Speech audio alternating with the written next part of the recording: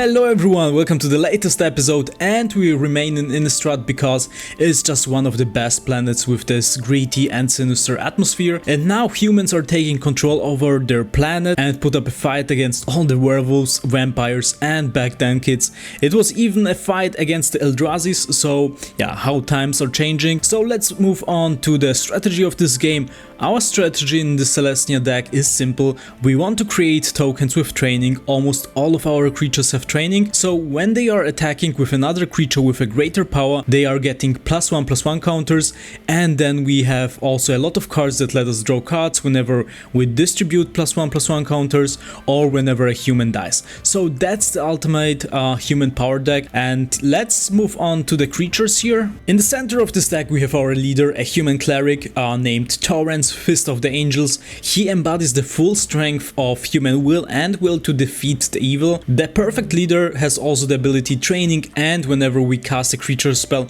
we will create also a human with training, and he is also going to train them and lead them into the war. At his side we have also his right hand, Guardian Paladin, a 4/4 knight, and as long as we have put one or more counters, this creature will get trample and lifelink. And as a captain it can also enhance our creatures by paying 3 mana and grant them with +1/+1 counter, trample and lifelink until end of turn. Then we have also Hopeful.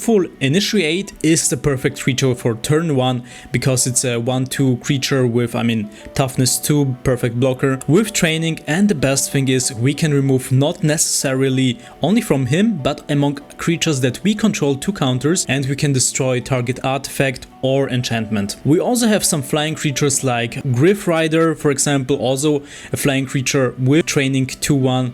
Also we have here Griffwing Cavalry, flying training. Whenever this creature attacks we can also pay 2 mana.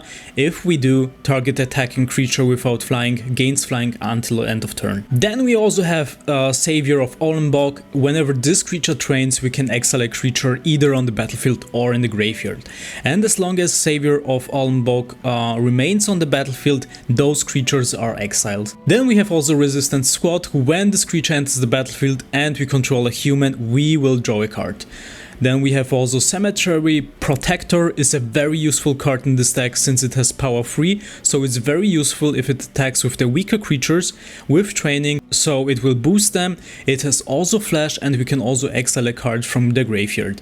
Whenever we cast a spell that shares a type with the exiled card, we will create a 1/1 token. Unfortunately without training. One of my favorite cards here that let us also draw cards whenever we distribute +1/+1 counters is Cloaked Cadet, and it also has training. It's a perfect blocker with toughness 4, so in this case we can easily draw cards once this creature is on the battlefield. We have also a couple of sorcery and instant spells. Of course we have here 4 copies of Circle of Confinement, so we can exile any target permanent card from the opponent. We have also Piercing Light. Where is it? Piercing Light. It deals damage to target attacking or blocking creature, but I rather prefer to descry 1 here.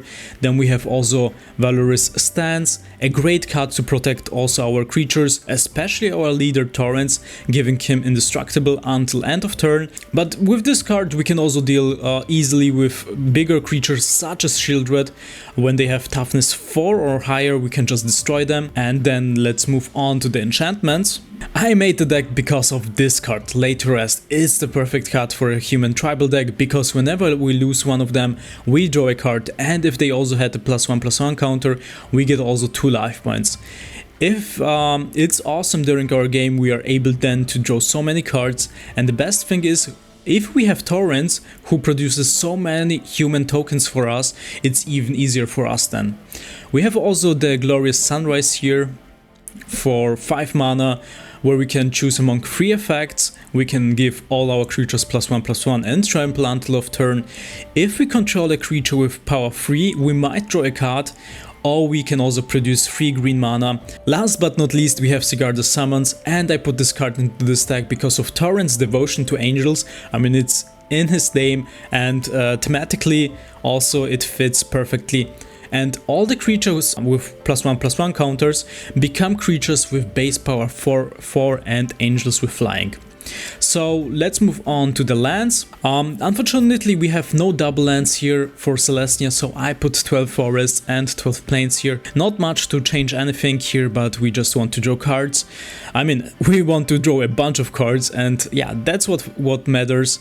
If you like my format, please subscribe. I just create decks from one certain set and I play with it. So leave please a like and see you next time. Bye bye.